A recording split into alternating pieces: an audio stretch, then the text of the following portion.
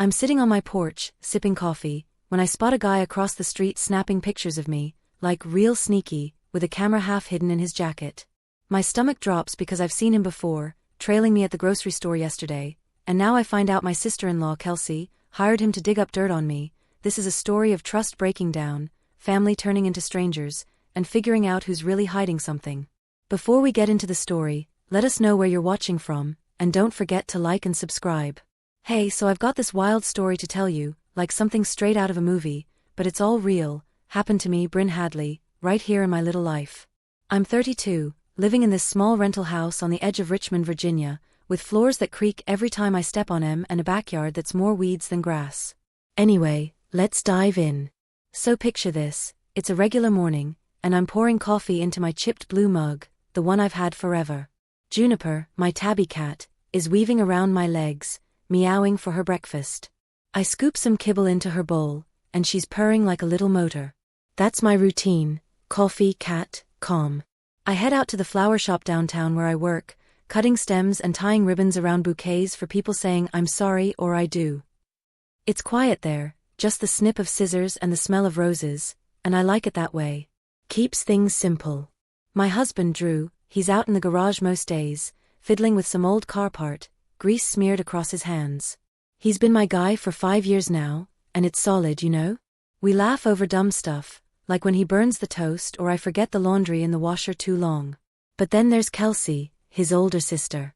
She's 37, all sharp angles and louder than she needs to be. Her laugh, it's this big jagged thing that fills up a room and makes you feel small. She's never warmed up to me, always looking at me sideways, like she's trying to crack some code I didn't know I had. Last Sunday, we're at her place for dinner, family thing, you know how it goes. I'm standing by the kitchen counter, spooning gravy onto my plate, when she slides up next to me. She's got this tight smile, and she goes, "You're too quiet, Bryn. Makes me wonder what you're not saying." I just scoop more mashed potatoes, give her a quick smile, but my hands are shaky, and I spill a little gravy on the counter. I wipe it up fast with a napkin, pretending it's no big deal. She doesn't say anything else, just watches me, and I feel her eyes on me the rest of the night. Here's the thing, I don't have some big juicy secret. Yeah, my past isn't all sunshine. Mom drank too much, bottles piling up by the sink, and Dad took off when I was 9, left us with nothing but a note saying he couldn't do it anymore. I don't bring it up though. Why would I? It's done, and I'm here now, making my life work. But Kelsey, she's always poking, like she's waiting for me to mess up. At dinner, I catch her leaning over to Drew, whispering something, and he glances at me quick, then looks away. I brush it off, sip my water, but it sticks with me, her watching, always watching. Drew says it's nothing, just her being protective. She's been like that since Mom died, he tells me one night, sprawled on the couch with a beer. Always looking out for me. I tilt my head, picking at the label on my own bottle. Feels more like she's looking at me, I say half laughing, but he just shrugs, takes another swig. I let it go, but it's there, this little itch I can't scratch, like I'm being sized up every time she's around. Days roll by easy after that. I'm at the shop, arranging daisies for a kid's birthday order, and life feels normal. I get home, kick off my shoes, and scroll through my phone while Juniper curls up next to me. Drew's clanking around in the garage, and I call out, "You eating tonight, or you married to that engine?" He pokes his head in, grinning, grease on his cheek. "Gimme 10 minutes, I'll wash up." It's good steady. But that Sunday with Kelsey keeps nagging at me, her words hanging around like a shadow I can't shake. I don't know it yet, but that's just the start, things are about to get a whole lot weirder. So it's about a week later, and I'm at the flower shop, snipping rose stems for a big anniversary order.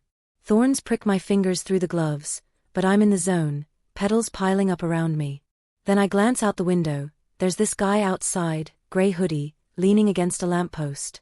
He's messing with his phone, but his eyes keep flicking up, right at me. I stop cutting, wipe my hands on my apron, and step closer to the glass. He catches me looking, turns sharp, and walks off, hands shoved in his pockets. My chest gets tight, like I swallowed something heavy, but I shake it off. Probably just some random dude, right?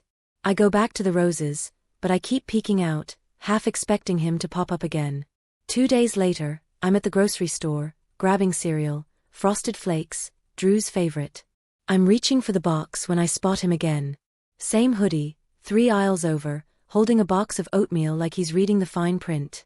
My hand freezes mid-air, and I just stand there staring. He looks up, meets my eyes for a split second, then ducks his head and slips around the corner. My palms go sweaty, and the cereal slips out of my grip, landing in the cart with a thud. I grab the cart handle, push it fast toward the checkout, and keep glancing back, like he's gonna pop out from behind the canned goods.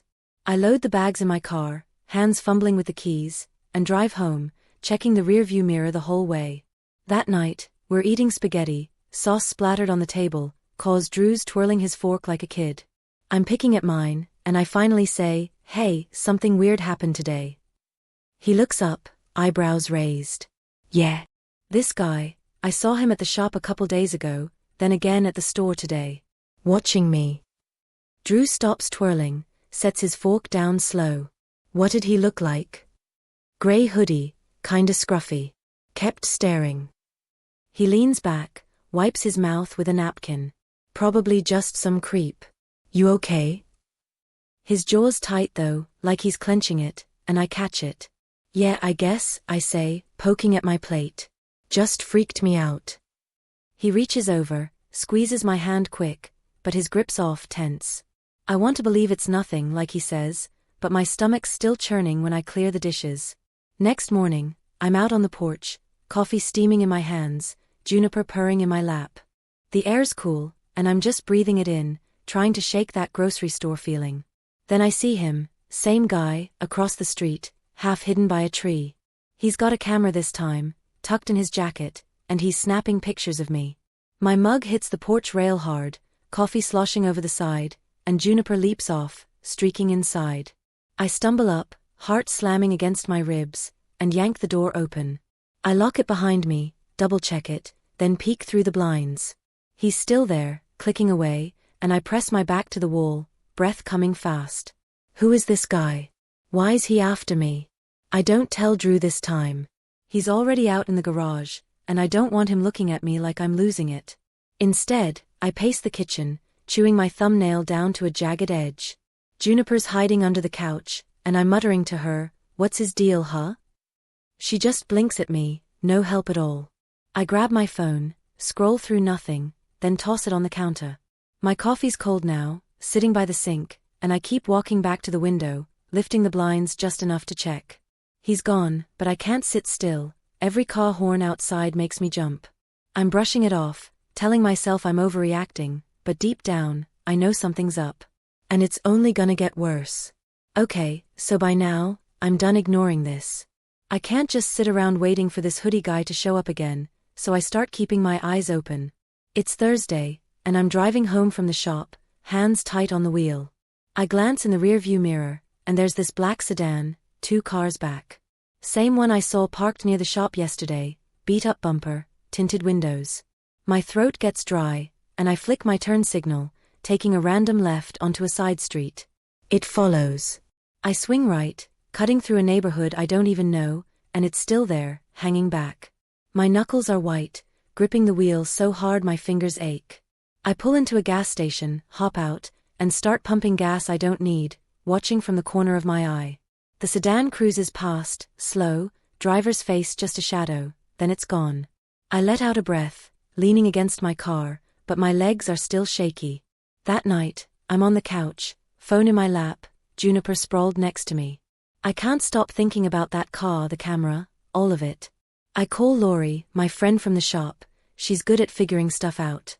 She picks up, crunching chips loud through the speaker. "Hey, what's up?" "Lori, I need your brain," I say, curling my fingers into Juniper's fur.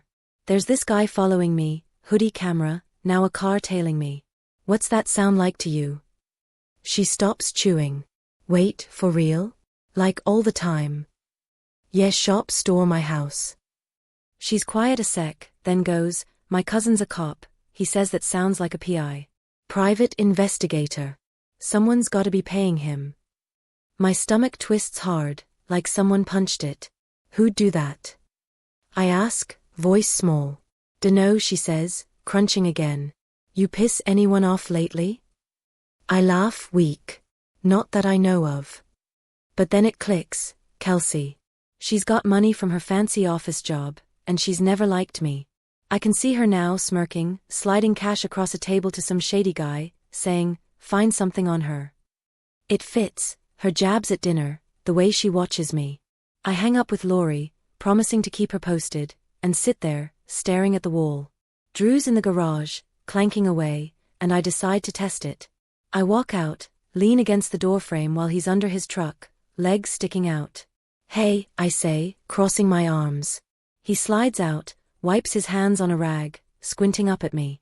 Hey yourself. I take a breath. You think Kelsey'd do something crazy? Like, hire someone to follow me? He sits up, rag dangling from his hand. What? No way. She's pushy, sure, but that's nuts, Bryn. His voice shakes a little though, and he looks down at the rag, picking at a grease spot. Yeah, maybe, I say, but I'm watching him close. Later, he's on the couch, hunched over his phone, texting fast. I'm washing dishes, sponge squeaking against a plate, and I call over my shoulder, who you talking to? He doesn't look up. Just work. Dave's got a question about a carburetor. It's too quick, too smooth, and he keeps his eyes on the screen. I dry my hands, slow, and lean against the counter, staring at his back. He's never this glued to his phone, not for work stuff.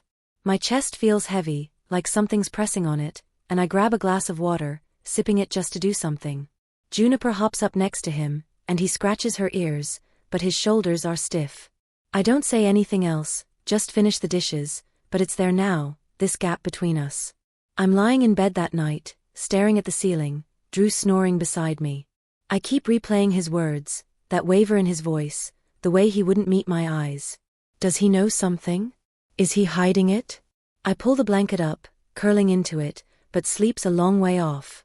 Kelsey's face keeps popping up in my head, and I'm starting to think she's not just guessing, she's digging. And I've got no idea what she's after. By Friday, I'm over it, all the sneaking, the wondering.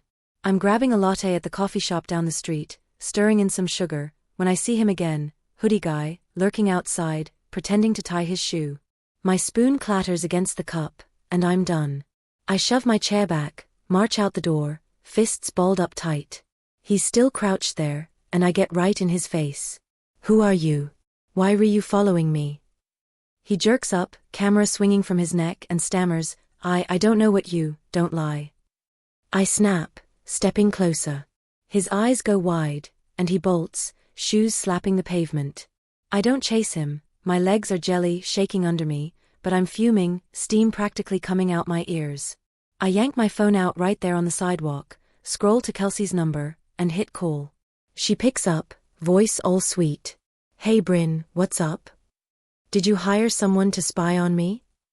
I say, no messing around. There's a pause, then she laughs, sharp, like a knife cutting through. You're paranoid. Maybe you've got something to hide. Click, she's gone. I stare at my phone, jaw clenched, and shove it in my pocket. People are walking by, sipping their coffees, but I'm just standing there, heat climbing up my neck. That night, Drew's late coming home. I'm pacing the kitchen, Juniper trailing me, when he finally walks in. His keys hit the counter with a clank, and he's got this look, eyes darting, shoulders hunched. Kelsey called me, he says, not even taking his jacket off.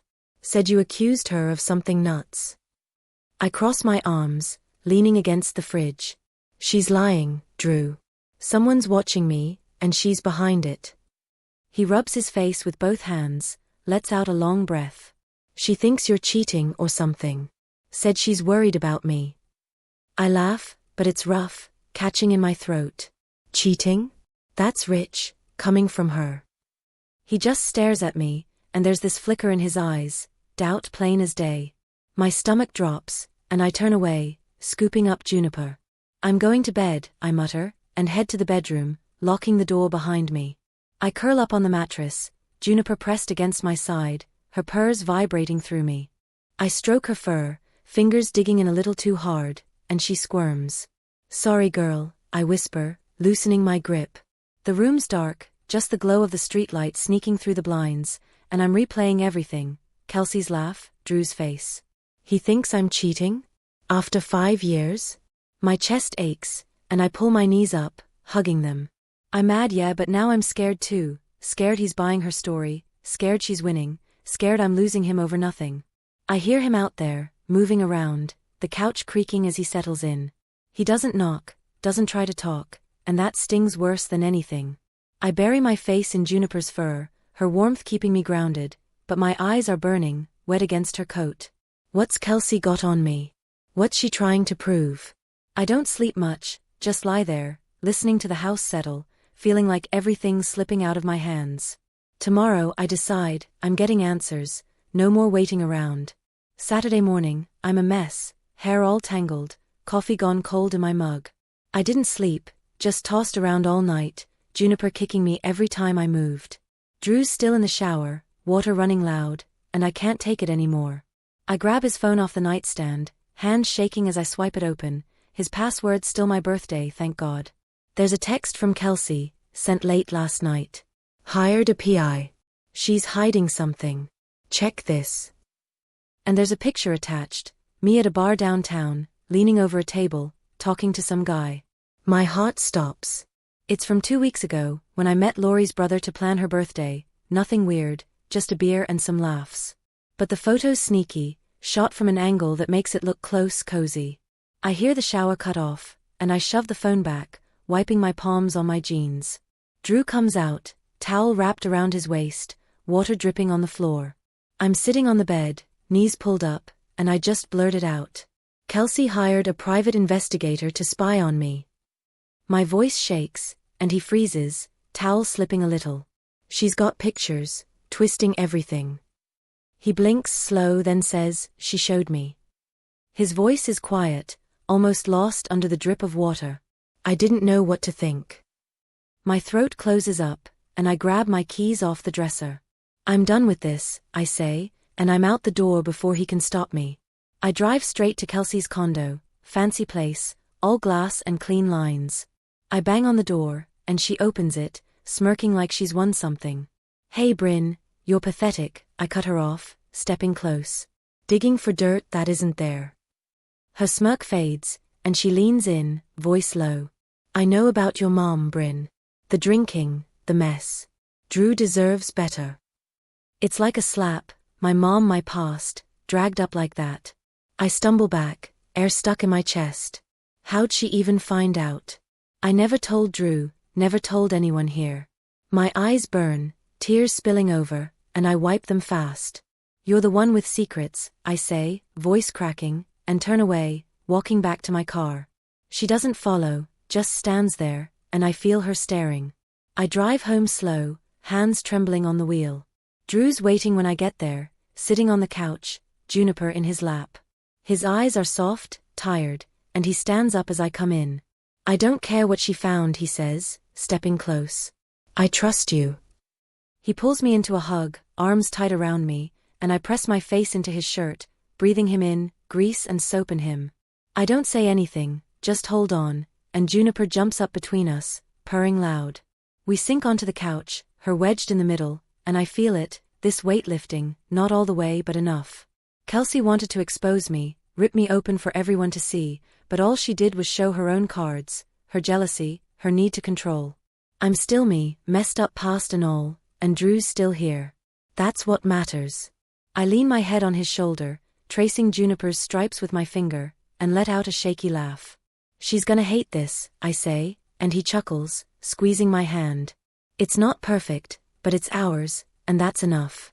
This whole thing, it's about trust falling apart, family turning into something you don't recognize, and finding out who's really got something to hide. It's messy and real, and I lived every second of it. Bryn's quiet strength, Drew's wavering faith, Kelsey's sharp edges, it all builds to that moment where the truth hits, and you see what's worth holding on to. Crazy, right?